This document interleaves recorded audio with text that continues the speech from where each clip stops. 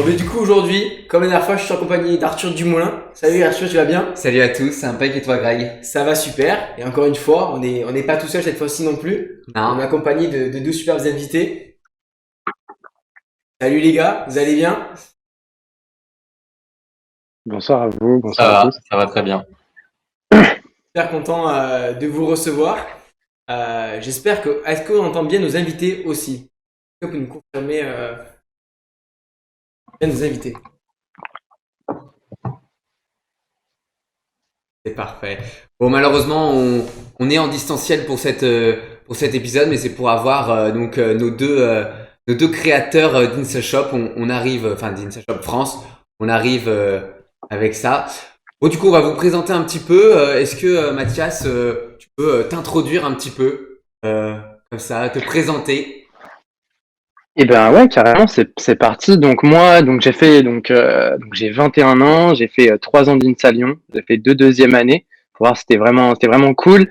Au final, j'ai pas forcément accroché. Bon, ça peut-être qu'on en parlera dans un second temps, le pourquoi du comment.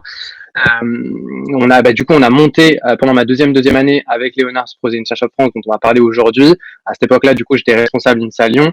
C'est aussi le pourquoi de ce projet. Et c'est donc du coup notamment grâce à ce projet que j'ai eu une opportunité du coup un peu aussi dans tout ce qui est startup et entrepreneuriat avec Kimono, qui est un partenaire du projet.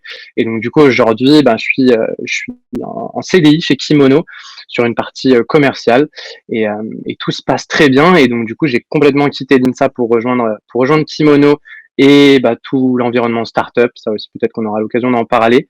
Et donc voilà pour tout ça. Ok, bah super, merci beaucoup pour cette rapide présentation. Effectivement, il y a plein de points que tu soulèves. On est impatient d'y revenir. Mais on va juste introduire Léonard. Et pareil, une petite présentation de toi et de ton parcours. Ça marche. Ça marche. Du coup, je m'appelle Léonard, je suis toujours à l'INSA. Moi, je suis en quatrième année en TC, donc en télécommunication. Et ce qui a fait que j'étais dans ce projet l'année dernière, j'étais responsable des relations extérieures, donc au bureau des élèves de l'INSA Lyon. Et dans ce cadre-là, j'étais en relation avec tous les INSA à travers la France. Et de fil en aiguille, on est venu à monter ce projet avec Mathias, qui nous a bien fait kiffer et mis un premier pied dans l'entrepreneuriat. Et ce qui a fait que aujourd'hui, je suis en train de monter mon projet et ma startup avec des amis. Donc voilà pour résumer. Super intéressant. Deux entrepreneurs passionnés par ça, on a l'impression, parce que vous avez créé le premier projet ensemble, puis vous rebondissez chacun de votre côté, un dans le milieu professionnel, l'autre en train de créer son expérience. Et c'est super intéressant. Moi, je pense que ma première question, qui est donc c'est un projet que vous avez monté en tous les deux. Est-ce que vous pouvez nous présenter ce projet globalement, un peu, enfin dans les grandes lignes? C'est pas évident, j'imagine, mais vous pouvez nous présenter. Alors, de base, nous, on avait des idées principales avec Mathias, on avait un objectif et après, on a trouvé la forme qui a été donc ce projet INSA Shop France. Mais en gros, ce qu'on voulait, c'était développer un peu la culture du groupe INSA. Donc développer l'image de marque, développer un peu donner de la valeur à notre diplôme un peu comme on pouvait. Et aussi, on est tous les deux beaucoup été dans l'associatif. Et il y a toujours un petit peu ce problème de financement de l'associatif.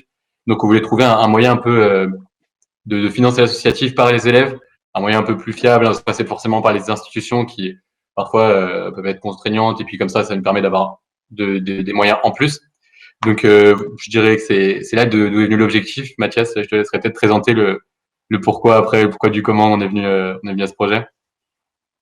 Ouais, carrément. Ben, on se retrouve du coup l'année dernière en étant du coup moi responsable d'Insa Shop du coup Lyon, qui était la seule boutique du groupe à ce moment-là, et du coup Léonard qui s'occupait des relations extérieures et notamment des relations aussi avec l'AEI, qui est du coup un organe qui était un peu moteur dans ces relations aussi entre tous les INSA. On se retrouve à ce niveau-là et puis on en parlera aussi, mais je pense que c'était vraiment l'idée de faire un truc un peu fou, vraiment quelque chose, en tout cas au moins tenter. C'est-à-dire que le projet il était, je pense, très ambitieux, peut-être trop à un moment, enfin au tout début, on en reparlera de toute façon c'est sûr, mais à un moment c'est sûr qu'au début on nous a dit ouais c'est super gentil, mais il y a plusieurs organes à faire bouger ensemble. Ils ont jamais trop bougé ensemble. Il y a l'AEI qui fait quand même pas mal de choses à ce niveau-là, mais il y aura quand même beaucoup de travail. Donc on s'est retrouvé dans cette situation et on s'est dit ok, trop cool. Maintenant ça fait 10 ans qu'il y a une boutique à Lyon. Ça fait maintenant plusieurs années que le groupe INSA veut créer une identité commune, veut faire avancer le groupe dans la même direction et on s'est dit, ben, le projet il a l'air trop cool, il a l'air trop sexy, bah, pourquoi on ferait pas du coup, enfin, pourquoi on ferait pas Insa Shop France, pourquoi on créerait pas du coup des boutiques vraiment physiques dans chaque Insa qui pourraient, à travers la collection, bah, travailler sur cette partie culturelle, comme disait Léonard, avec éventuellement une autre dynamique qui est que la boutique bah, pourrait éventuellement, à travers éventuellement des bénéfices, bah, permettre aux BDE, qui sont généralement les organes moteurs de ces projets, bah, de réinvestir cet argent dans l'associatif, à travers des événements comme, je sais pas, bah, le bal, le gala, pour ne citer que ceci. Et du coup, le dernier point, c'était aussi de travailler sur un shop physique pour avoir cet élément, du coup, aussi moteur sur la vie du campus, où les personnes viennent se rendre, viennent tester les produits, voient la qualité des produits, repartent avec, et indirectement viennent aussi dans les locaux des BDE, et donc du coup amènent de l'animation pour le BDE. Donc voilà à ce niveau-là. C'est ça, je pense qu'il y a peut-être deux points à clarifier. C'est déjà un petit peu l'état du textile étudiant en France. C'est quelque chose qui est en train de se développer. Tout le monde a des vêtements brandés au nom de son école. Tout le monde a des pulls de promo, etc. Mais il y a pas beaucoup de shops vraiment physiques, d'endroits où on peut se rendre, essayer comme dans un vrai magasin. Je crois qu'à l'époque, on a lancé le projet, il y en avait, tu me corriges si je me trompe, mais entre 5 et 10 en France. Ouais. Et en général, ils sont tout petits et ça tient dans 3 mètres carrés, il n'y a pas de stock. En général, ça fonctionne beaucoup sur de la précommande. Et du coup, nous, à Lyon, on était une des plus anciennes. Ça a été créé en 2010, le shop. On arrivait un petit peu, on se rendait compte que c'était un vrai élément moteur du campus, que les gens, ils allaient dans la boutique juste pour être dans la boutique, pour visiter, pour se faire kiffer et voir des produits, même pas forcément pour acheter. Et ça devenait vraiment un élément qui attirait, qui resplendissait. Et donc, on s'est dit, bah, go lancer ce projet. Du coup, là, ce que vous nous dites, c'est-à-dire que vous êtes parti vraiment du petit shop lyonnais au grand shop qui va contenir toutes les INSA de France, qu'on voit sur la gauche. Et c'était quoi l'état de l'INSA Shop à Lyon à ce moment-là? Est-ce que c'était vraiment développé, comme tu le dis, ou c'était encore, une fois, ces petits shops d'école français où il n'y a pas énormément de stock, où c'est assez limité au niveau des gammes, etc. Le textile est basique, entre guillemets. Est-ce que vraiment vous êtes parti de rien, vous avez tout monté d'un coup en vous disant il faut qu'on voit gros, il faut qu'on crée plein de choses? Ou est-ce qu'il y avait quand même une petite base solide sur Lyon et vous avez dit il faut qu'on explose tout en France?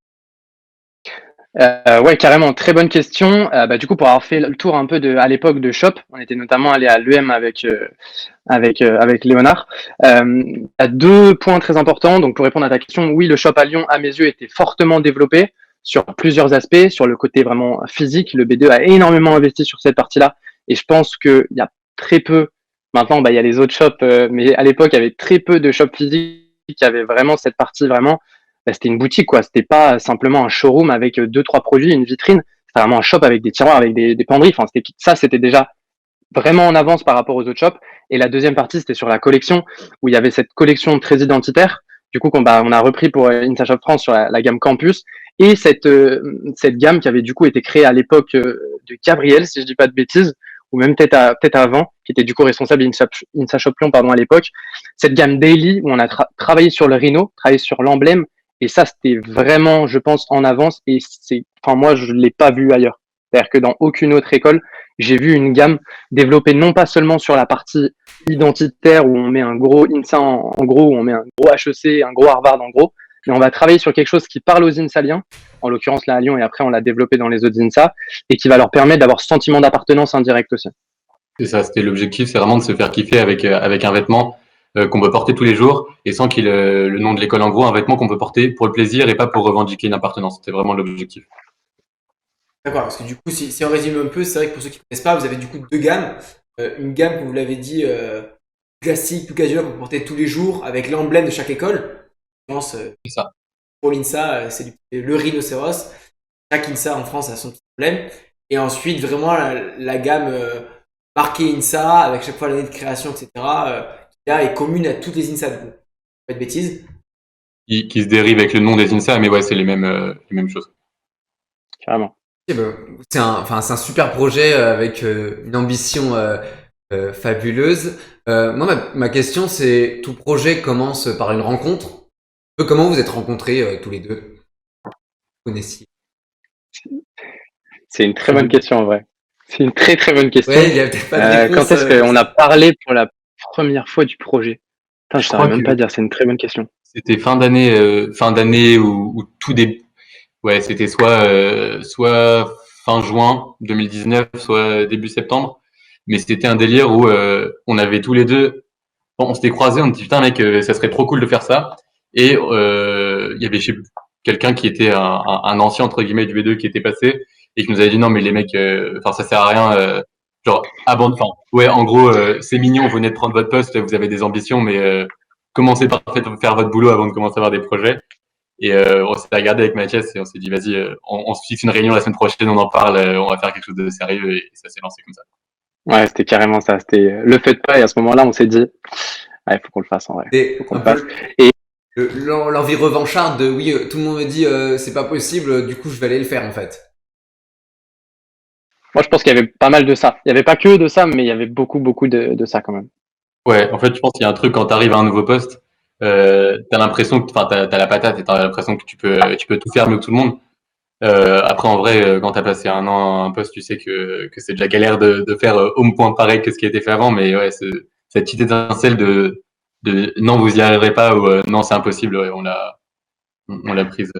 Sachant que du coup, pour remettre aussi dans le contexte à ce niveau-là, le fait de faire, enfin, le fait de faire une gamme, de faire des collections pour les INSA, ça c'était déjà un premier défi.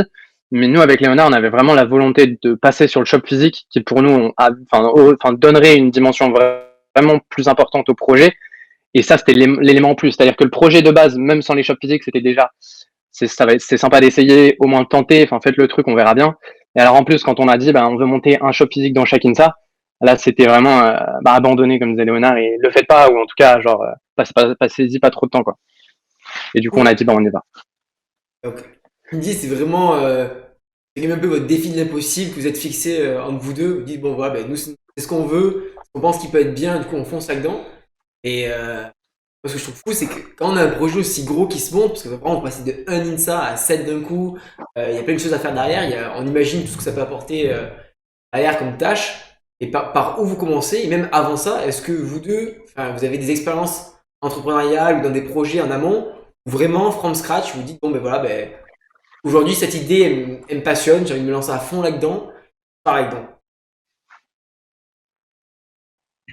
Euh, je pense on avait tous les deux eu des projets, entre guillemets, des petits projets à droite à gauche, des trucs qui font kiffer, des trucs où on se met dedans, mais jamais, moi personnellement, de trucs entrepreneurial où tu dis vas-y, c'est parti, je monte un truc, je fais quelque chose de vraiment concret qui aura de l'impact. Donc c'était un peu un premier pas et une manière de se former. Ouais, carrément. Moi, c'était pareil. On regardait tous à l'époque, je pense aussi un peu des petites vidéos sur l'entrepreneuriat parce que c'était aussi, je pense, avec Léonard quelque chose qui nous intéressait, mais sans plus, enfin, sans que ce soit vraiment très concret. Et après, les seules choses qu'on avait, c'était notre expérience BDE et notre expérience du coup InsaShop, où là, nous, on avait potassé les solutions que nous, on avait déjà de notre côté et on avait essayé de regarder si elles étaient, enfin, ce serait possible de les étendre au groupe. Là-dessus, on se disait que c'était faisable. Et après, l'entre-deux, on l'avait pas trop. On se disait, on va trouver sur le tas, c'est pas grave. On se lance et on verra bien. Oui, en fait, c'est que vous connaissiez très très bien votre environnement et pas spécialement la démarche à avoir derrière, mais en fait de connaître votre environnement, les enjeux, les collaborateurs. En fait, ça vous a permis de mener ce projet et au moins de le lancer au début, quoi. C'est ça. On maîtrisait un petit peu le domaine dans lequel on travaillait, du coup ça nous a aidé à aller chercher en dehors de ce domaine. Et du coup, à la création de ce projet, parce que depuis tout à l'heure, vous insistez énormément sur le fait vraiment d'avoir un shop physique dans chaque école. Et quel a été vraiment, entre guillemets, votre premier objectif? Est-ce que c'était le shop physique? Est-ce que c'était la qualité ou la diversification des gammes ou c'est quoi vraiment? Vous dites, ça y est, là, on commence. L'objectif premier et la première tâche à se fixer, c'est quoi? C'est aller voir les écoles, aller voir les fournisseurs. Ça commence par quoi, une histoire comme ça?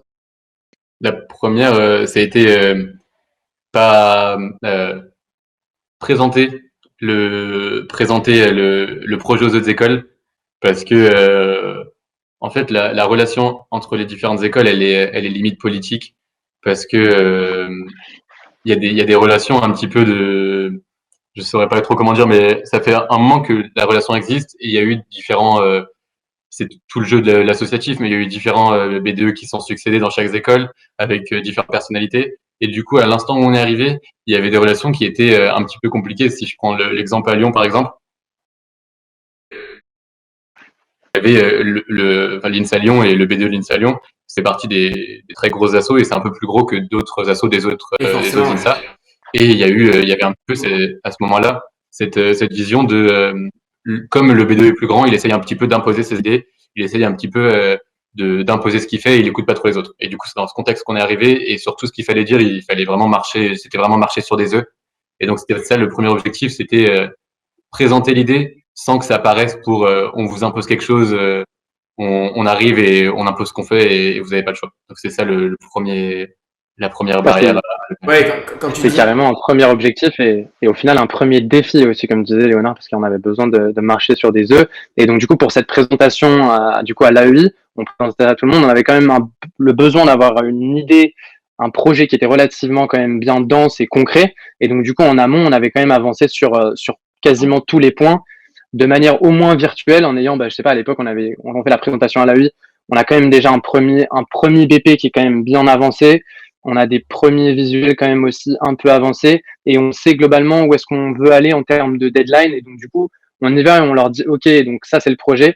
Et nous, on veut avancer comme ça, comme ça, comme ça. Est-ce que vous, le projet, il vous dit, est-ce que vous nous rejoignez, quoi? Mais nous, on veut avancer. On avait déjà donné un peu des deadlines à l'époque, au moment où on fait la première présentation. Oui, parce que c'est ça qui est un petit peu étonnant, c'est-à-dire que donc là on parle de l'AEI donc qui régit toutes les écoles de l'INSA et comment ça se fait que dans un projet en principe vous étiez à 1, vous êtes passé à 7, pourquoi vous n'avez pas essayé juste de faire avec une première école un premier test en fait?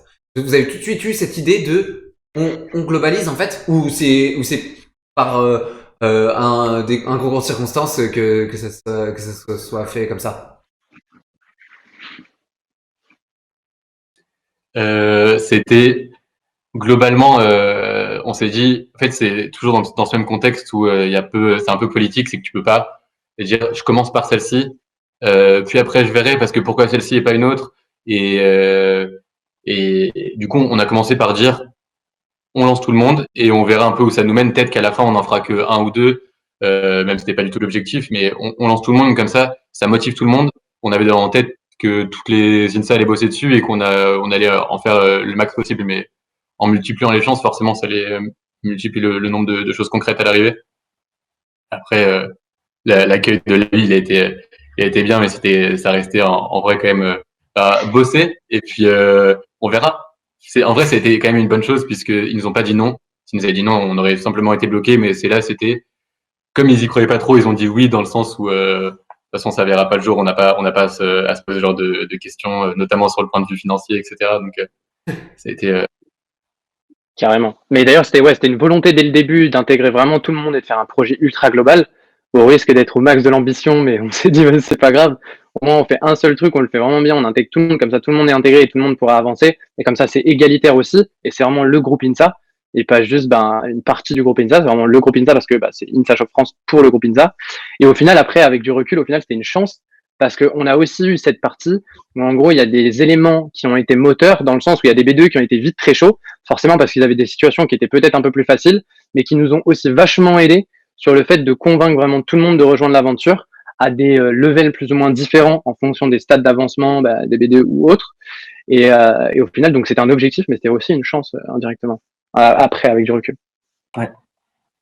Ouf, ouais, c'est vraiment les autres ont été moteurs un peu en vous suivant et moi je trouve ça vraiment beau cette idée de dire oui on se lance et on voit gros et peut-être qu'il y en a qui suivront pas et finalement tout le monde a suivi à la fin donc c'est quand même fou et bravo bravo à vous déjà. Ouais, ça paraît assez impressionnant. Et moi, j'aimerais revenir sur une phrase que tu as dit, Mathias, tout à l'heure. Voilà, vous avez dit que vous êtes lancé à l'AEI avec votre projet, mais en soi, vous avez déjà tout préparé derrière. Comment, alors déjà, est-ce que c'était que tous les deux? Si vous étiez que tous les deux, c'est comment, à tous les deux, vous avez pu gérer tout ça? Où est-ce que vous avez trouvé toutes les informations qu'il vous fallait? Quels outils vous avez pu mettre en place? Voilà, question un peu large, mais vous nous avez dit tout à l'heure que voilà, vous connaissez un peu rien au milieu de l'entrepreneuriat, vous avez eu des projets comme ci, comme ça, mais vraiment rien de très sérieux. Et là, vous arrivez direct dans un milieu un peu politique, comme tu as très bien souligné, Léonard, etc. C'est pas forcément hyper facile, avec un projet monté en béton, avec une volonté de foncer, peu importe ce qui se passe. Comment, voilà, niveau outils et niveau savoir, comment vous avez fait? En vrai, Honnêtement, je sais pas trop. Genre, quand, quand je regarde maintenant, je me dis qu'on a, en vrai, je pense qu'à l'époque, si on savait la quantité de travail que ça allait être, on aurait, enfin, je pense on n'aurait pas agi pareil. Là, on a juste dit, bon, bah, faut qu'on ait préparé tout ça d'ici 2 semaines. Et 2 semaines après, c'était fait. En vrai, on était tellement motivés. Et puis, Mathias avait pas beaucoup cours parce que c'était sa deuxième année. Moi, j'étais en scolarité aménagée. Donc, j'avais pas beaucoup cours non plus. Donc, en vrai, on bossait quand même pas mal. On s'était un petit peu, tu me corrigeras, mais un peu automatiquement réparti les tâches, un Moi, peu ce que comme j'allais dire. on a même sans trop en discuter. Et puis ouais, c'était venu un peu tout seul, quoi. Ouais, ouais, carrément. On était deux gros gourmands, je pense, quand même de base. On avait quand même deux emplois du temps qui nous permettaient de s'investir là-dedans. Et justement, bah, ça me permet de faire aussi une petite passe D peut-être pour la suite. Ou peut-être que le groupe INSA pourrait éventuellement, enfin les INSA de manière générale, aider les étudiants qui veulent monter des projets comme ça, bah, à donner du temps. Parce que nous, on l'avait, donc nous, on a pu s'investir, même si je pense qu'on a donné beaucoup plus et qu'on travaillait pas mal le soir et qu'on s'est bien réparti les tâches. Mais je pense que c'était pas mal de gourmandise aussi et qu'on y a laissé un peu des plumes, mais c'était volontaire et c'était vraiment motivé par la motivation, même si ça se dit pas trop, et l'ambition. Ouais, ben c'est fou. En gros, c'est un peu le côté arriver comme ça et ne pas, et finalement réussir. Moi, j'aime bien. Je rebondis un peu sur ce que tu dis. C'est-à-dire que c'est un peu un concours de circonstances que toi, tu aies eu autant de temps, Mathias, parce que justement, tu redoublais ta deuxième année et que t'avais pas tous tes cours, si pas. Et du coup, ouais, c'est ce que tu dis. C'est que si t'avais pas eu ça, jamais t'aurais pu te lancer dans ce projet, j'imagine. Mais totalement, enfin, ça c'est vraiment une évidence. Et moi, c'est aussi quelque chose qui m'a fortement marqué à l'INSA, mais je pense que c'est la façon dont est découpé aussi l'enseignement. On pourra en discuter à l'INSA où tu as ce premier cycle où tu vas avoir énormément de théorie et l'objectif c'est vraiment de travailler sur la théorie. Et après, on te donnera du temps pour des projets annexes. Sauf que si on a envie de travailler des projets à ce moment-là, pourquoi pas intégrer déjà? On sait qu'il y a des filières à entreprendre, on sait qu'il y a des filières qui peuvent te permettre d'avoir du temps pour faire ces choses-là après, dans le cycle du coup plus 1G.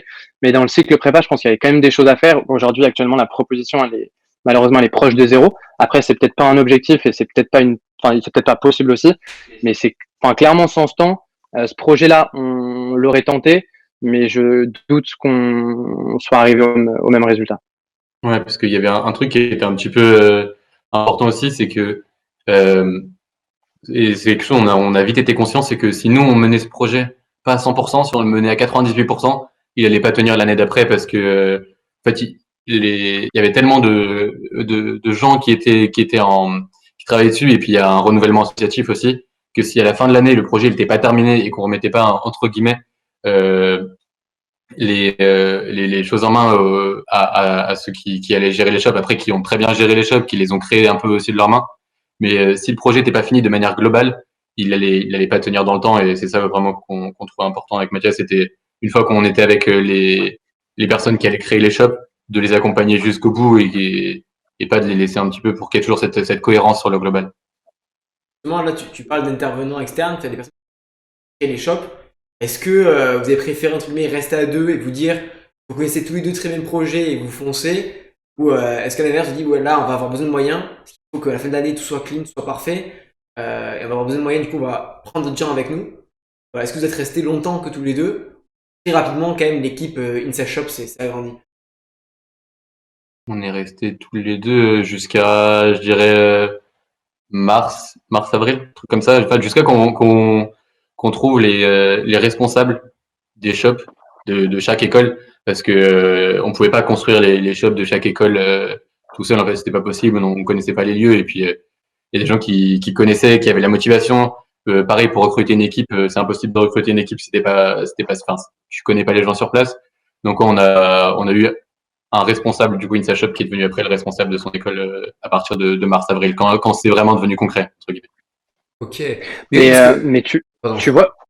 tu vois, tu me diras, Léonard, mais moi, je pense que c'est un des apprentissages de ce projet où moi, je pense que c'est une vraie difficulté que j'avais, et d'ailleurs que j'ai, je pense toujours, et bah, le fait de déléguer, parce que je pense que c'est vraiment pas facile. C'est vraiment j'allais dire, c'est un métier. Bon, c'est peut-être un peu abusé, mais je pense qu'on a quand même très peu délégué. On a vraiment fait beaucoup de choses tous les deux. Après, forcément, bah, parce on était mort de faim et que je pense que Après, je pense qu'il y a je pense que j'en ai pas encore forcément tout appris à ce niveau-là, que j'ai plein de choses à apprendre, mais que ce projet a été une première étape à ce niveau-là. J'ai encore plein de choses à apprendre sur le fait de déléguer et que c'est quelque chose qui est très compliqué, je pense. Enfin, en tout cas, aujourd'hui, je le contrôle toujours pas. Oui, en plus, il y avait une notion de distance, parce que si on remet la timeline dans l'ordre, c'était pendant le confinement, et en plus, enfin, c'est écarté, les différents INSA sont écartés de milliers, enfin, pas de milliers de kilomètres, mais de centaines de kilomètres, quoi. Ouais, bah, en fait, c'est devenu, en fait, ça nous a pas touché jusqu'au moment où, bah, pour les shops physiques, qui dit physique, dit présentiel. Et bah, quand on nous a dit, ah bah en fait, tel local, non, vous l'aurez pas parce que bah, on n'a pas accès, ou alors il fallait faire des travaux dans les locaux, et on nous a dit, bon, bah, vous aurez accès d'ici septembre aux locaux, alors que bah, septembre, on devait ouvrir. Du coup, là, ça commence à être galère. Pour les formations d'équipe, ça a été un petit peu galère. En vrai, ça nous a pas trop embêté jusqu'au moment où on a dû faire la création physique des shops. Ouais, d'ailleurs, tu sais, j'avais presque oublié cette période, mais c'est vrai qu'au final, elle a été presque bénéfique dans le sens où tout le monde avait un peu plus de temps pour travailler là-dessus. C'est vrai qu'avec Léonard, du coup, ça s'est retrouvé un peu à distance pour travailler sur le projet, mais bon, on avait quand même pas mal d'outils pour communiquer. Mais c'est vrai qu'il faut se remettre, enfin, pour remettre dans le contexte. Donc, à l'époque, on est en plein Covid, et donc avec Léonard, on dit toujours, ouais, mais non, mais on va ouvrir cette shop en septembre, vous inquiétez pas, il n'y a pas de souci, tout va très très bien se parler, tout va très très bien se passer, alors qu'on est en plein Covid et que actuellement, bah, les shops, on sait même pas où est-ce qu'on va les mettre. Et au final, on a réussi quand même à en faire pas mal. Donc, donc c'est vrai que j'avais oublié cette partie-là, mais c'est vrai que quand on s'y repenche, on se dit complètement teuteux, c'est pas possible. Vous partez vraiment dans le challenge du l'impossible. Bon, finalement, quand on voit ce que vous avez fait, vous avez réussi. Et les jobs sont là, les vêtements sont là aussi, et les résultats aussi, peut-être. On en discutera un peu plus tout à l'heure. Mais justement, là, on parle beaucoup de choses positives, un peu de tout le parcours qui vous a amené jusqu'à là. Mais si maintenant, vous devez un peu parler des choses qui vous ont bloqué dans ce projet, les difficultés que vous avez rencontrées au démarrage du projet, vous avez déjà un petit peu évoqué l'aspect politique, etc. Et voilà, quelles difficultés vous avez rencontrées? Parce que comme tout entrepreneur, à des moments, forcément, vous devez rencontrer des blocages. Donc, quels ont été ces moments-là pour vous un peu dérangeants et bloquants? Je commencerai par dire, en fait, tous les côtés positifs qu'il y a eu on nous a laissé faire parce qu'on pensait qu'on n'allait pas réussir. Bah, c'est devenu un petit peu négatif après, dans le sens où typiquement, on avait commencé par au tout début à parler de l'aspect financier, de comment va se répartir l'argent qui va être créé, parce qu'en fait, quelque chose d'assez simple, mais la UI se finançait en vendant des pulls. Mais avec la création d'InsideShop, ces pulls n'avaient plus trop lieu d'être.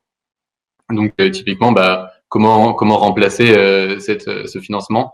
On avait voulu en parler au début, et au final ça a été repoussé parce qu'ils disaient non, mais vous inquiétez pas, on verra. Et puis au moment où tout était fait et tous les budgets étaient finis, on s'est dit, et d'ailleurs, comment on va s'occuper de ça, vous voulez pas qu'on en parle et tout. Et bah, c'est reprendre des discussions un peu qu'on aurait pu avoir au début qui auraient été plus simples. Autrement, un truc vraiment compliqué, je sais pas si tu as des idées, Mathias. Ouais, bah si, mais moi, je vais faire genre le relou qui a quitté l'INSA et qui dit nanana, l'INSA, nanana. Mais en même temps, genre, c'est vrai, une vraie problématique du projet, ça a été, j'ai pas envie de dire l'implication parce que ce serait méchant et au final, on n'était pas de leur côté, donc c'est difficile de le juger. Mais c'est l'implication des administrations et du groupe INSA dans ce projet où la seule personne je fais un petit bisou du coup à Caroline plutôt, pardon, qui nous a beaucoup aidé. Donc Caroline Vachal, la respo com de l'INSA Lyon, qui nous a tout de suite soutenu avec Léonard dans ce projet et qui nous a appuyé auprès du groupe INSA. C'était extrêmement difficile d'avoir des retours de leur part. Et nous, on avait un vrai besoin pour motiver le projet auprès des autres, c'est d'avoir une partie subvention. Parce que c'était un projet pour le groupe INSA qui allait toucher à la marque du groupe INSA, qui allait avoir un impact pour le groupe INSA. Donc pour nous, c'était assez clair qu'il y avait quelque chose, en tout cas à faire de leur côté. On a eu beaucoup de mal à travailler avec eux. Et c'est un gros regret. Enfin, personnellement, moi, c'est peut-être mon plus gros regret, où on se retrouve à faire une assemblée des directeurs à la fin du projet, là où vraiment on a quasiment, enfin, on n'a pas les bails qui sont signés, j'allais dire les bails qui sont signés pour tous les shops, mais presque. Toutes les collections sont quasiment avancées, les commandes sont vraiment pas loin d'être passées. Donc on arrive, on dit bah voilà le projet, est-ce que vous pouvez soi-disant valider le fait qu'on utilise la marque du groupe INSA? Oui, c'est super, bravo pour cette implication. Un directeur qui parle de l'implication, de dire c'est bien que des projets comme ça que des étudiants montent des projets comme ça, alors qu'on a toujours galéré à avoir des retours. et que féliciter après avoir monté un projet, c'est un peu dommage. Et je pense qu'il faut en parler quand même pour qu'il y ait une réaction aussi de leur côté. Parce que là, pour le coup, c'était vraiment en plus un projet qui touchait au groupe INSA. Donc, si ce genre de projet n'ont pas de retour, bah, c'est problématique d'en arriver à des dynamiques où nous, bah, on va avoir un objectif de financement de la vie associative aussi, et que la dynamique, elle soit seulement dans le financement et pas dans l'action. Je sais pas si vous voyez ce que je veux dire. Carrément. C'est-à-dire que financer, c'est très cool, c'est super, donc c'est donner des moyens aux étudiants de réaliser leurs ambitions et de faire des choses à côté de leur cours à l'INSA. Mais je pense qu'il y a des choses à faire aussi dans l'action vraiment et dans enfin je sais pas, dans l'aide. Enfin je sais pas si Léonard, tu veux rebondir un peu sur ce sujet-là. Ouais, c'est ça, c'est Mais que voilà.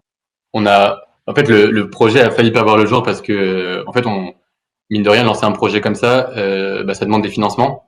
Typiquement, le site internet, les shops physiques, ça demande de l'argent et c'était un contexte où, fin d'année dernière, tous les événements venaient d'être annulés. Il y a des assos, donc, dans certains INSA qui avaient perdu beaucoup d'argent parce que, bah, il y avait des festivals, des trucs comme ça. Donc, c'était une période un peu difficile. Donc, il y a des shops qui ont failli pas voir le jour et demander de l'argent au groupe INSA, soit pour nous financer, parce que mine de rien, il y a des gens dans la rue qui vont porter le nom de leur marque, qui vont l'exporter à l'étranger, qui vont se faire voir, donc ça fait fructifier la marque, et puis ça donne une vraie image.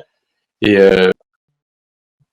ou même est-ce qu'on avait pensé à faire un crowdfunding pour toucher les anciens, pour toucher les alumni, etc. Et ça, on a eu zéro retour de fin. On a demandé un rendez-vous à partir de décembre. Et on a eu, c'est ça ce que disait Mathias, on a eu un rendez-vous fin mai, je crois le 25 mai, avec une petite tape sur la tête qui disait bah, bravo les gars, c'est cool, on est fiers d'avoir des élèves comme vous, mais bah, enfin c'est trop tard quoi. Donc ouais, c'est ça qui vraiment nous a embêté sur ce projet-là quoi. Oui, c'est un. Vous auriez pu profiter en fait de l'importance de ce groupe et vous soutenir au début.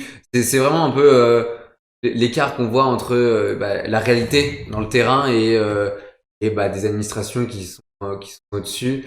Mais comme vous dites, il y a des gens quand même qui vous ont suivi, une personne effectivement qui vous a suivi, et j'imagine que rien que ça, c'est ultra positif en fait d'avoir une personne, même si c'est pas tout le groupe qui suit. Quand on veut dire suivre, c'est-à-dire c'est d'un point de vue visuel, elle est à la communication, c'est-à-dire d'un point de vue visuel, d'un point de vue juste enfin accord, idée. Ça. C'était plus du soutien moral, on va dire. Elle nous a elle nous a encouragé, elle nous a poussé à aller dans ce rythme-là. Et puis quand on avait des petites questions, ouais, on avait des hésitations, on lui faisait part. Et en général, elle était quand même de très bons conseils. Je sais pas si tu peux compléter sur ce sujet-là, Mathias. Non, mais après, moi, c'est marrant, bah, du coup, ça me fait penser à une chose, bon, ça fait, ça fait très kimono, ça fait très culture, mais je pense que ça reflète aussi quelque chose, c'est qu'aujourd'hui, bah, les administrations, enfin, les écoles, ça devient de plus en plus des entreprises. Nous, on est dans la partie publique, on est dans la partie école d'ingénieurs, qui est très publique, mais il y a aussi la partie école de commerce, qui est très privée et qui est plus sous ce format d'entreprise. Et ça montre une chose, ça montre qu'aujourd'hui, je pense, la partie vraiment culture, identité, n'est pas vu par les administrations françaises comme un levier vraiment d'acquisition. Et on va pas se mentir, il y a des vraies concurrences entre les écoles. On le voit notamment avec les résultats d'admission qui ont, enfin les vœux pardon de Parcoursup qui ont été faits de post, je vais pas y arriver. Les vœux qui ont été faits sur post-bac par exemple pour l'INSA Lyon qui arrive encore numéro 1 là en post-bac. J'ai du mal ce soir, il est tard. Il est déjà 21h36, c'est pour ça que j'ai du mal à discuter. On comprend. Et Et qu'on va pas se mentir, certes, ce projet-là, ben, pour l'instant, on peut pas encore en voir son impact et on le verra dans plusieurs années. Mais je pense que aujourd'hui, les administrations se mentent à elles-mêmes et leur objectif, c'est de faire l'acquisition. Il y a des entreprises qui font de l'acquisition client. Eux, ben, malheureusement, ils font de l'acquisition étudiante. Plus les étudiants qui viennent sont bons, plus les résultats derrière de l'école seront bons, plus le classement, c'est que des cercles vertueux. Et que la culture, et notamment un des piliers qui est les textiles et les objets personnalisés, est un énorme levier qui est très peu utilisé aujourd'hui. Et ce projet, je pense, hein, tu me dis Léonard si je me trompe, mais ça montre ça dans le sens où on touchait au groupe INSA, on allait monter une marque de vêtements qui allait justement toucher et essayer de développer encore plus cette identité INSA. Et au final, on a très peu de retours, très peu d'aide à ce niveau-là. Donc voilà, moi c'est ce que je crois avoir à travers C'est clair. Et puis ce cas. le textile, ça a un vrai impact sur l'image. Quand tu vois des gens qui ont un pull, quand tu te balades n'importe où et que tu vois un mec qui a un pull qui est stylé avec le nom d'une école dessus, bah ça te fait chill, ça t'en parle. Enfin, je pense vraiment que ça a un vrai rôle à jouer le textile dans l'image étudiante. Ouais, c'est sûr. Et justement, est-ce que vous avez pu un peu mesurer cet effet-là? Enfin, surtout qu'en plus, toi, Mathias, tu travailles chez Kimono, qui sont dans leur travail de créer des cultures un peu comme ça d'entreprise, de groupe. Est-ce que, ouais, avec l'InstaShop, vous avez réussi à mesurer un peu cet aspect culture, branding que ça fait et communication en off, entre guillemets? Alors, mesurer, je pense, difficilement. Par contre, tu me dis, Léonard, mais je pense que nous, notre objectif numéro un, c'était clairement, c'était sentiment d'appartenance en numéro un. C'est vraiment regrouper tout le monde derrière les mêmes couleurs. Et quand on parlait de l'autre partie, qui est plus justement cette partie acquisition, ça faisait un peu débat, notamment dans les différents BDE, sur cette idée que moi, ce que j'aimais bien pousser au maximum, et c'est ça que ça faisait un peu débat à l'époque, c'est que certes, il y a cette partie sentiment d'appartenance, mais qu'on peut voir aussi un peu la création de la marque INSA, et derrière, avoir peut-être d'autres personnes qui sont pas forcément du groupe, qui portent ou qui sont contents de voir cette marque INSA, et donc du coup, qui derrière, éventuellement, vont postuler dans ces écoles. Oui. C'est ça. Mais Et on le voit même aux journées portes ouvertes où les gens faisaient carrément la demande d'acheter des pulls. On les avait pas vendus ce jour-là. C'était pas, enfin, je sais plus pourquoi, mais les gens qui venaient aux portes ouvertes demandaient d'acheter de la marque brandée INSA, quoi. Et ça fait la même chose que Harvard fait, où tout le monde a un pull Harvard, où tu vois des gens avec un pull Harvard dans la rue, où tu peux en acheter à Zara, tu peux en acheter partout. Ça, ça peut vraiment avoir un rôle. Après, c'est pas du tout que notre décision, puisque c'est un projet qui rentre dans une dimension plus grande. Mais honnêtement, tous les gens qu'on a côtoyés dans le projet, chacun avait un avis différent sur ce Ouais. sujet, sur est-ce que ça doit rester interne, est-ce que ça doit se développer ou pas. Mais c'est et sûr sur la qu'en tout partie cas, mesure, je pense que c'est un peu tôt encore pour le dire et pour le voir. Mais moi, j'ai pas forcément eu d'autres retours de 13 Pinsa Shop qui ont pu éventuellement avoir des retours à ce niveau-là sur leur campus. Mais je pense que d'ici à 2 à 3 ans, on pourra éventuellement avoir, comme tu disais, de quoi mesurer cet impact-là. ouais, c'est un truc en fond, c'est-à-dire un terminal peut-être qui va plutôt choisir l'INSA que l'UTC parce que il aura vu dans la rue X pull INSA. Justement, bah peut-être si on parle KPI et chiffres, est-ce que vous avez quelques chiffres à nous partager sur les ventes? Je sais pas si c'est possible vis-à-vis des différents shops, mais en termes juste un ordre d'idée sur le nombre de peut-être de collections disponibles à la vente et peut-être le nombre de... Oh, comme ça concerne pas que nous, Oui, évidemment, on peut pas dévoiler tous les chiffres parce qu'on n'en est plus du tout maître, donc ça serait malvenu de les partager. Entre guillemets, on a deux gammes avec Mathias, tu me corriges si je me trompe, mais entre 10 et 20 produits par gamme. Donc dans les shops les plus développés, on a jusqu'à 20, 30 produits à peu près à Lyon, je pense. Donc après ça dérivé dans toutes les écoles. Donc ça fait rapidement beaucoup de produits après développés dans plusieurs couleurs à chaque fois. C'est-à-dire par exemple là le pull que je porte sur moi qui vient de Rouen, c'est un vert. Ce vert il existe dans aucun autre shop il me semble. Donc chacun a ses couleurs un petit peu qu'il préfère, qui sont propres à ceux qui ont créé le shop. Et après en termes de vente, globalement on est autour de là depuis septembre on est autour de 4000 ventes ah il me ouais. semble. 4000 paniers. Donc, ça veut dire qu'il peut y avoir plusieurs produits dans une seule vente. Ouais, Et il doit y avoir à peu près le tiers qui sont des commandes Internet, donc à livrer derrière. Ça, après, c'est un autre sujet, le site Internet, mais c'est quelque chose qui a plus marché cette année. Bon, il y a aussi le Covid qui joue, mais une bonne partie des ventes là-dessus. Je sais pas si sur les Ouais, produits, un peu plus. non, mais ce que j'allais dire, c'est que, ouais, carrément, mais du coup, pour parler un peu on parlait d'entrepreneuriat, pardon, on avait fait un BP. On avait fait un BP à l'époque, notamment sur les quantités vendues par Insa. Et il s'avérerait que ce BP était pas trop faux, au final, malgré le fait qu'on ait fait un Covid, qu'on ait fait un Covid, qu'il y ait eu le Covid. Et donc, du coup, non, en vrai, franchement, c'est un projet qui a vraiment bien pris, et notamment, on en parlait tout à l'heure, grâce à tous les respos qui sont ultra chauffés et qui ont aussi, eux, créé leur shop dans leurs Insa. Mais c'est une affaire qui marche. Hein. C'est une affaire qui marche, l'Insta Et, C'est cool. et sur ce point, je tiens vraiment à féliciter Mathias parce que se dire t'as un shop à Lyon qui fait tant de ventes avec tant de produits dans telle couleur, avec en S, XS, M, à une telle quantité, et d'expandre ça à 6 autres shops avec des quantités de gens sur les campus plus ou moins inconnus parce qu'on nous avait donné des fourchettes, tout en sachant pas trop les couleurs, tout en sachant pas trop est-ce que c'est les mêmes tailles qu'à Lyon, et puis sachant que t'engages de l'argent d'une association qui est pas la tienne, qui de base voulait pas forcément mettre son argent là, donc et qu'au final ça se soit révélé juste, c'était quand même un grand coup de chapeau qui s'est révélé payant. Donc il faut quand même. Après, c'était un travail à deux. C'était un travail à deux. Faut pas dire ça, mais c'est vrai que. Être modeste. mais c'est vrai qu'on est arrivé quand même dans une période où, parce que du coup, là, Léonard tend une perche aussi. On avait préparé du coup des BP, on avait préparé des assurances pour les BDE. Enfin, on avait travaillé énormément sur la partie chiffres et notamment sur la partie commande, d'essayer de transmettre l'expérience qu'on avait notamment en termes de gestion de stock à Lyon directement dans les autres INSA, ce qui a fait que on a pu, je l'espère, enfin je pense que c'est à cause de ça qu'aujourd'hui ça a matché, qu'il y a eu autant de ventes qu'on avait prévu et qu'ils ne sont pas retrouvés avec du stock sur les bras, comme on pouvait, et ça faisait partie de l'expérience, avoir à Lyon il y a 10 ans par exemple, enfin, peut-être un peu moins, il y a 4-5 ans, où on commandait pas forcément dans les bonnes tailles. Donc nous, on avait extrait vraiment les comment dire, pardon, on avait extrait les ventes par taille sur chaque modèle, et on les avait du coup aussi essayé de les expandre à chaque shop, dans chaque INSA, et ce qui leur permettait d'avoir directement normalement les bons stocks pour les bonnes ventes au bon moment. Donc ouais, on avait bien mâché le travail, mais c'était cool.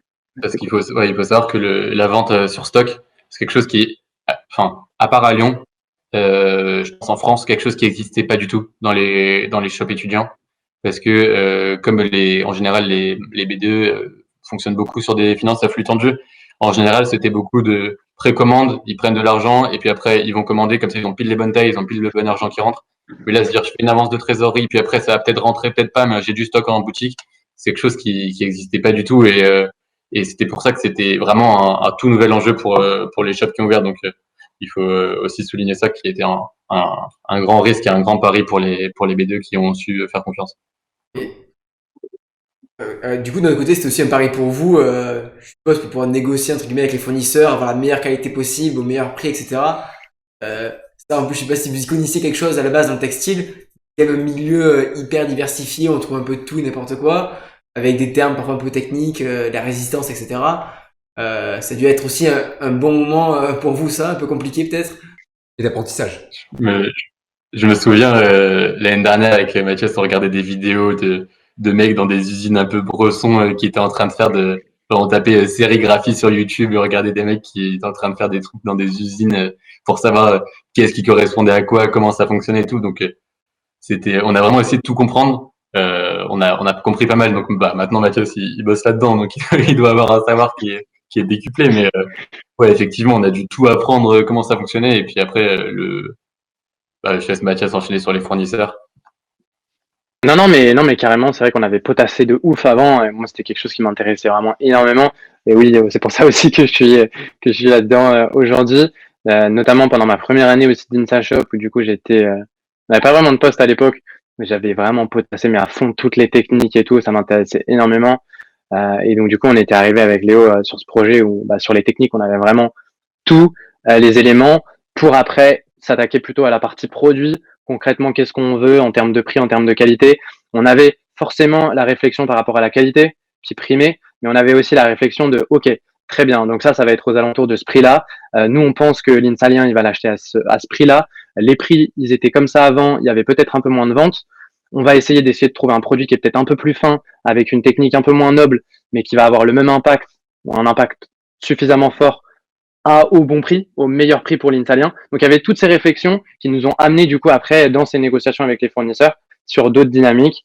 Mais cette partie personnalisation et cette partie produit, on l'avait vachement fait et vachement réfléchi pour les Insaliens. C'est qu'on dit pas toujours Insaliens. C'est que les Insaliens. Mais ouais, j'ai vraiment parlé avec mais tout ce savoir, ça a même permis d'ouvrir un atelier de personnalisation à Lyon. Je sais pas si ça a vraiment vu le jour depuis, je me suis pas renseigné. Mais en tout cas, quand on est parti avec Mathias, il y avait un atelier de presse à chaud, donc qui permet de personnaliser ses vêtements, qui était un projet à Lyon. Donc on est en train de, enfin, c'était en train de monter une vraie usine de personnalisation.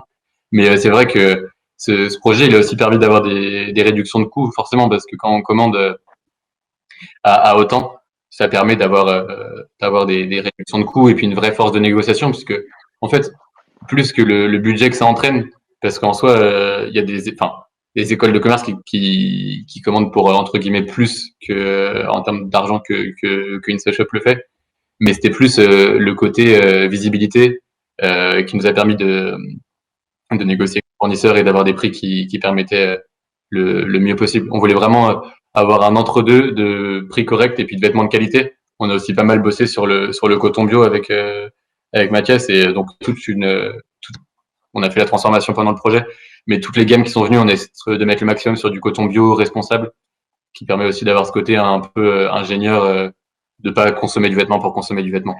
Oui, Ingénieur différent, ouais, tu connais. la démarche derrière. Non, mais c'est sûr, on en a profité d'ailleurs dans ce projet pour intégrer aussi des éléments qui n'étaient pas forcément présents avant à Lyon. Et c'est vrai que notamment cette partie sur le coton bio, notamment les labels, le label GOTS, je vous inviterai ceux que ça intéresse du coup à aller regarder tout ça, mais c'est vrai que c'est hyper intéressant. Aujourd'hui, la proposition et le textile, bah, c'est un marché qui est hyper polluant. Donc, d'arriver dans une école, dans des écoles d'ingénieurs sur lesquelles on réfléchit à ces questions-là et de proposer quelque chose d'extrêmement polluant avec des techniques un peu polluantes, bah forcément que ça nous a tout de suite amené à réfléchir la proposition, à intégrer le coton bio, qui est aujourd'hui, à travers notamment la marque, je fais un petit big up aussi à Stanley Stella, hyper intéressant à les regarder, c'est le leader mondial sur le textile responsable vierge, ils sont très très forts et leur proposition elle est vraiment belle et actuellement j'ai envie de dire c'est la plus verte, très difficile de trouver du made in France, très difficile de trouver du made in Europe. Et donc, du coup, on a voulu quand même avoir cette proposition sur le coton bio, où il y a un vrai avantage au moment de la culture du coton. Il y a une petite, je fais la petite promo là. Ah, bien sûr, Il y a une vas-y, petite, vas-y. il y a une petite étude qui est sortie d'une asso qui s'appelle Textile Exchange, qui a notamment du coup conclu le fait que le coton bio nécessiterait 91% de moins d'eau au moment de sa culture que le coton conventionnel. Après, bah, les deux sont malheureusement, enfin, les produits sont malheureusement tous, que ce soit conventionnel ou coton bio, en grande majorité fait au Bangladesh, même si Stanley Stella fait énormément d'efforts sur la partie bah, gestion du travail de ses employés, sur la partie RSE. Et après, bah, il y a toujours cette exportation en Europe, mais il y a cette vraie différence qui est faite au moment de la culture du coton et qui donne peut-être plus de sens à ces produits Stanley Stella. Et du coup, ces produits daily in sa shop. Ouais, On a carrément. voulu se renseigner pour avoir des produits faits en France, mais ça fait des t-shirts des t-shirts à 50, 60 euros. Et mine de rien, l'Insalien va pas mettre ce prix-là dans du textile. Donc, on avait peut-être imaginé, et ça viendra sûrement une gamme un peu plus haut de gamme, un peu plus made in France, etc., qui serait désigné aux alumni ou aux Insaliens qui ont envie de mettre le budget dedans. Mais c'est des objectifs à moyen et long terme. Ouais, on voit vraiment qu'il y a toute la démarche entrepreneuriale de trouver son marché, faire les choix et même si on a très envie, on peut pas tout faire et vous avez dû faire vos choix dans votre projet. Moi, j'ai une question. On a beaucoup parlé du projet Insa Shop. On a parlé de là où vous étiez avant même de vous rencontrer, avant de monter le projet. Moi, j'ai envie d'ouvrir un peu sur le et après parce que ça a été l'histoire de un an et demi. Et maintenant, là, aujourd'hui, qu'est-ce que ça vous a apporté dans vos vies? Je pense que Mathias, je tease un peu, hein, mais voilà, voilà. Quel est le Mathias et le Léonard d'après Insa Shop France? Peut-être Mathilde, tu peux commencer. Est-ce que ça t'a apporté un appartement, tout ça, tout ça? C'est exactement ça. Non, non, c'est sûr que ça a été une opportunité de dingue. Et, ben, moi, c'est aussi comme ça que je vois les choses et je les vois encore plus maintenant, dans le sens où moi, je me retrouvais dans une situation où j'avais fait, bah, j'étais dans ma troisième année à l'INSA, où je me voyais vraiment pas avancer de façon claire et dans un avenir clair aussi. De me lancer à fond dans ce projet, c'était vraiment une opportunité. J'y suis allé à fond et j'ai eu cette proposition derrière de Kimono qui m'a du coup bah, proposé de les rejoindre pour travailler sur cette partie culture, cette partie textile et objets personnalisés, grâce à mon expérience InSaShop. Forcément, bah, je me suis posé la question. Pour être tout à fait transparent, du coup, moi, j'avais aussi éventuellement fait une admission parallèle à Kedge en fin de deuxième année via un concours. Après, du coup, cette prépa à l'INSA, j'étais pris à Kedge, je fais mon report d'intégration. je me dis, bah, tu sais quoi, vas-y, de toute façon, ça matche pas avec l'INSA. Je vais chez Kimono, j'y vais à fond. Je garde quand même éventuellement Cage si jamais bah, je me dis qu'au final, je suis en train de faire une bêtise et il faut quand même faire des études. Et là, pour tout être tout à fait honnête avec vous, j'ai dit ciao aussi à Cage et je me suis dit, j'y vais à fond. Kimono sera mon école. Kimono sera peut-être beaucoup plus. Et aujourd'hui, bah voilà, moi je travaille sur la partie textile objet personnalisé. Je prends énormément mon pied et je reste pas fermé au fait de monter éventuellement un autre projet encore pro cette fois-ci avec Léonard. Donc on verra bien. Moi, je suis toujours hyper chaud pour éventuellement monter des trucs. Donc ça m'a passionné ce projet. Donc à voir. Mais donc du coup aujourd'hui, c'est très cool. Ça vous a vraiment donné un peu cette fibre entrepreneuriale, l'envie de créer plein de choses, former sur comment faire, par où partir, un peu les erreurs à ne pas refaire. Toi, Léonard, est-ce que tu confirmes un peu quand même ce grain que ça t'a donné? Carrément, carrément. Juste pour préciser, ce que tu as parlé de Kimono, ça fait partie des deux fournisseurs d'InstaShop. Donc il y a Crafters qui est à Lyon et Kimono qui est à Bordeaux. C'est pour ça que on a été en relation avec eux. Et ouais, carrément. Enfin moi, ça m'a énormément apporté sur la rigueur de mener un projet, sur la satisfaction d'avoir un projet qui mène à bout. Et en vrai, c'est une vraie chance que je pense très peu de gens ont d'avoir un projet qui se monte sans avoir de risque entre guillemets pour soi. C'est-à-dire que nous, même si on se loupait, ça allait toucher ni à nos finances ni à rien du tout. Après, derrière, on avait quand même la responsabilité des associations qui faisaient des trucs pour des étudiants, donc on avait quand même une charge mentale. On misait pas rien non plus, mais nous, entre guillemets, en dehors enfin, on risquait rien de nous-mêmes. Donc c'est ça qui était bien, c'est d'avoir cette sorte d'essai à blanc. Donc c'était vraiment top. Ça m'a donné un peu, enfin, ça m'a confirmé cette fibre entrepreneuriale. Et puis là où je pense que c'est vraiment top, c'est que il y a, je crois, 70 personnes dans l'équipe InstaShop actuellement, donc c'est beaucoup et ça donne vraiment une autre expérience de l'associatif que les BDE, que faire qu'organiser un wake, qu'organiser un dip, qu'organiser un événement. C'est vraiment une autre. On fait de la vente, on fait des commandes, on a des gestions de stock. On avait des retours de Resp InstaShop qui nous avaient expliqué un petit peu comment eux ils avaient vécu le truc. Je sais pas si vous les avez à dispo ou pas, les gars. Non. C'est compliqué de montrer la vidéo là, malheureusement. Malheureusement, en fait, le problème, c'est que avec le stream, c'est pas tout à fait évident. Mais est-ce que vous pouvez nous traduire un peu les retours de faire En gros, les retours qu'on a eu, c'était une expérience qui était vachement enrichissante. En plus, des euh, c'était des gens qui montaient le shop dans leur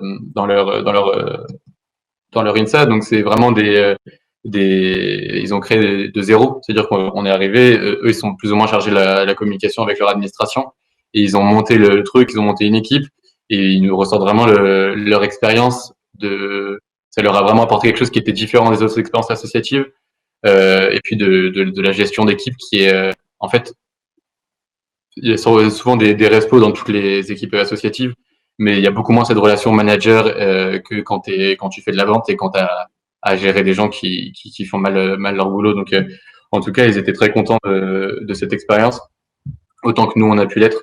Et voilà, donc je pense que c'était quand même une très bonne expérience. Ouais, pour le coup, nous, Ouais, carrément. on a pu les voir ces vidéos. On s'excuse de pas pouvoir les montrer là de suite. On les remettra peut-être sur YouTube lors du montage ou sur notre site. C'est vrai qu'on voyait que vous avez réussi à créer une équipe hyper soudée, hyper motivée, fière de ce qu'ils avaient accompli, fière de ce qu'ils font tous les jours, de pouvoir avoir un peu de responsabilité, gérer des équipes et découvrir un peu ce milieu-là à travers l'InstaShop. Et c'est vrai que ça, pour ça, c'est incroyable. C'est-à-dire que vous avez pu apprendre, vous avez pu découvrir un peu le milieu de l'entrepreneuriat, mais aussi vous avez permis à plein d'autres personnes de s'épanouir là-dedans. Vous avez mené plein de gens dans votre projet et je pense que, espérons, mais ça va continuer à faire ça année après année. Continuer à avoir des gens qui vont s'investir là-dedans et et peut-être faire changer un peu ce que tu dénonçais, Mathias, de avoir l'administration et les écoles qui suivent ce genre de projet et qui en fait les encouragent et même qui encouragent. Pour moi, au-delà du projet, c'est même encourager les acteurs de ces projets. C'est-à-dire, on voit bien que, comme vous dites, si vous n'avez pas été à 100%, mais seulement qu'à 98%, ça aurait pu péricliter et le projet ne serait pas allé à son terme. Et du coup, pour moi, c'est vraiment ça que ça montre, c'est que c'est important de soutenir en fait les personnes derrière et le projet en fait. Enfin, c'est une InstaShop, comme tu dis, Mathias, toi, tu vas peut-être monter autre chose. Léonard, toi, tu vas peut-être aussi monter autre chose. En fait, c'est des personnes animées quelque part par l'entrepreneuriat. clairement. C'est le but du club, hein. C'est aussi pour ça que vous êtes là êtes là ce soir, c'est que pour partager cette expérience, savoir voilà. Est-ce que si jamais vous avez un tips à donner à des personnes qui auraient des projets comme ça, même avec une administration qui est pas spécialement facilitante, quel est le truc que vous diriez? Je pense que de pas hésiter, parce que mine de rien, en fait, il y a les administrations, de nous ce qu'on a pu voir, soit elles vont bloquer, enfin dans le meilleur des cas, elles vont aider, c'est sûr, mais soit elles vont bloquer, soit elles vont entre guillemets faire confiance. Et c'est ce qui se passe à l'INSA, c'est que les les euh, les élèves font tellement des trucs bien que l'administration se dit bah même sans nous ils arrivent à faire des trucs bien. Donc c'est foncer, continuer, et de toute façon ça va finir par marcher. Et il y a tellement de choses à partager en fait dans les étudiants, tout le monde fait un truc à côté. Et nous c'est ce qu'on voit, c'est sur 70 personnes, bah, on a une vraie équipe et tout peut être fait. Il y a des photographes, il y a des gens de la com, il y a des designers, il y a enfin, des gens qui peuvent tout faire. Et du coup, c'est cet engouement, cette collaboration qui fait que vraiment là, tout est possible sur InstaShop. Ouais, C'est ça. carrément. Et puis moi, bah, moi, j'en reviens du coup à cette théorie un peu de l'opportunité. Moi, enfin, personnellement, moi, j'y crois de ouf et mon exemple, enfin, pour moi, c'est un exemple type. Si t'es pas forcément bien dans une situation, si tu veux éventuellement bah, aller vers un domaine sur lequel t'es pas du tout pour le moment, bah, tente, fais des actions, fais-en plein, enfin, lance-toi et fais des trucs. Réfléchis quand même. Enfin, c'est-à-dire que fais des actions plus ou moins réfléchies, mais tente. Et j'ai envie de dire, si tu multiplies les opportunités, il y a forcément un moment où ça va matcher. Et si t'es pas bien vraiment dans ta situation, bah, pose-toi la question de vas-y concrètement, qu'est-ce que là je vais tenter de faire qui vont vers le domaine que j'ai peut-être envie de développer, quelles opportunités je peux faire là aujourd'hui, quelles actions je peux mener pour avoir un moment cette opportunité. Et tu auras toujours des personnes qui vont te dire bah ouais mais t'as très peu d'opportunités. Il y a beaucoup de fois où tu te prends des bâches. Bah ouais, mais la 4e fois ou la 100e fois où tu vas tenter et que tu vas avoir à ce moment-là l'opportunité, bah tu te diras que les 100 trucs que tu as fait, bah ça valait largement le coup pour arriver vraiment à l'endroit où tu voulais aller. Et ça, c'est vrai je pense, pour plein de domaines, pour que ce soit pour l'ingénierie ou plein de trucs. Et il y a vraiment pour moi cette théorie de l'opportunité, c'est OK, qu'est-ce que je mets en place comme action pour me créer des opportunités qui vont me permettre du coup de faire éventuellement quelque chose qui me plaît après derrière. Personnellement, je C'est ça. partage totalement cette vision-là et ces conseils que vous avez donnés. Je pense que toi aussi, Ouais, Arthur. carrément. Et d'ailleurs, ce qui est assez drôle, c'est que c'est ce matin dans la newsletter que fait le club là, chaque semaine, qui parle un peu de productivité, d'entrepreneuriat, etc. Justement, on montrait ce petit graphique où en fait les meilleurs tips pour se lancer, pour être productif, bah, c'est de tester à l'infini. Comme tu l'as dit, Mathias, oui, il va y avoir des échecs, on va se prendre des murs, etc.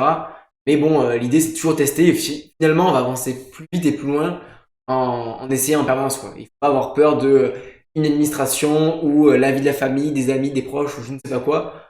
Donc c'est soi et la vision qu'on a du projet. Forcément, il faut être un peu raisonné et écouter ce qu'on nous dit, des critiques. Mais je pense que la meilleure chose, ouais, Ouais. Ouais, Ouais, c'est clair.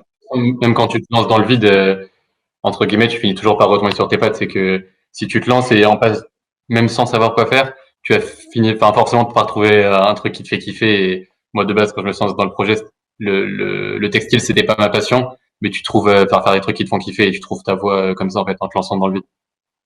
ouais, c'est beau et peut-être que vos prochains projets ne seront pas spécialement dans le textile. Bon, Mathias, toi, t'as mis un pied dedans, obligé parce que t'as beaucoup plu, mais on voit que c'est vraiment la démarche qu'il y a derrière, en fait, et la démarche que, mine de rien, beaucoup de personnes partagent en fait et moi je trouve que même quelque part ne partagent pas assez et c'est pour ça qu'on essaye avec Greg de mettre en valeur en fait c'est que euh, moi je suis persuadé qu'il y a plein de personnes qui ont ça en eux mais c'est juste ils ont comme vous dites il manque un petit truc ils osent pas et en fait rien qu'en montrant que c'est possible que même sur le papier il y a plein de raisons qui auraient pu faire que InstaShop France ne voit jamais le bout et un Covid, sur le papier, je pense que personne ne se lance. Mais en fait, quand on a deux fous qui se disent on y va, des personnes avec un bel ego qui se dit on m'a dit ça fonctionne pas, mais en fait ça va fonctionner. Et ben pour moi c'est ça et c'est ça qui est beau. Et ben pour moi merci d'avoir des gars comme vous. Je finirai juste sur un petit gimmick de fin. Pour vous, quelle est la définition de l'entrepreneuriat, vu ce qu'on a dit, vu votre projet et vu ce que vous allez faire plus tard dans votre vie? C'est une bonne question. c'est la petite question C'est une piège de Euh, très la bonne fin. question. Allez.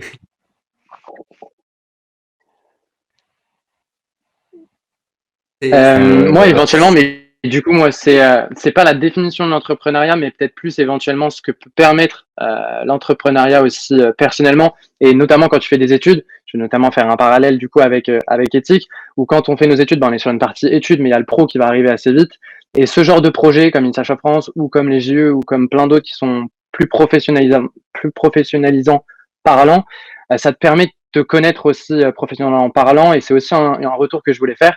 Moi, par exemple, je me suis rendu compte d'une chose, notamment grâce au projet InstaShop, et je le retrouve maintenant dans mon job chez Kimono, c'est qu'un truc qui va me driver tous les jours et qui va me faire avancer, ça va être vraiment l'ambition. C'est-à-dire qu'aujourd'hui, je sais que l'ambition, ça va être un des éléments qui va être hyper important pour que je me sente bien dans un job. Et ça, c'est notamment grâce à l'entrepreneuriat et à ce projet entrepreneurial que je l'ai découvert. Et je pense qu'il y a plein d'autres assos et plein d'autres projets, et notamment, je fais le parallèle avec vous et avec Ethic, qui te permettent de te reconnaître aussi, te connaître, te découvrir, c'est le terme que vous voulez, professionnellement parlant, dès lors, C'est ça. pendant tes études. C'est ça, pour moi, c'est ouais, tu te lances, tu sais pas vraiment où tu vas, mais t'as l'ambition d'aller quelque part et ça te fait kiffer de le faire. C'est que avec, je pense avec Mathias, on s'est lancé pour se lancer et parce qu'on avait envie. Et même en vrai, même si le projet n'était pas arrivé à bout, bah on aurait kiffé quand même. C'est de se dire on a monté un truc, là on est encore plus content parce que ça a pu fonctionner, on a pu faire le résultat, mais même sans ça, on aurait kiffé quand même. Écoutez, moi, ce que j'entends, ça me plaît. Ça met des mots sur cette quête qu'on a de définir l'entrepreneuriat. Pour moi, c'est vraiment le mot aux mille définitions. Et ce petit biais d'ambition là que vous venez d'ajouter tous les deux, il me fait vraiment écho et j'aime beaucoup ça. Pour conclure, enfin vraiment, merci beaucoup pour cette heure d'échange tous les deux. On a vraiment appris sur ce projet. Moi, j'ai vu InstaShop sur le campus, mais là, avoir les coulisses, c'est ultra intéressant. Avoir vos retours, En direct. c'est fou. Merci encore pour d'avoir accepté cette invitation. Ouais, merci beaucoup à vous et bravo aussi pour le parcours. Mm. J'espère vous retrouver bientôt en off ou encore une fois en live. Voilà, et surtout pour ceux qui nous regardent et qui nous écoutent, bah, du coup, n'hésitez pas à partager un peu ce live-là et à rejoindre le club. On partagera d'autres expériences comme celle-ci. Et on se retrouve dans 2 semaines en live. Exactement. Voilà. Ciao tout le monde. Merci pour à tout. tous. Merci à vous. Ciao, merci beaucoup. Merci à vous. Come on. Woo!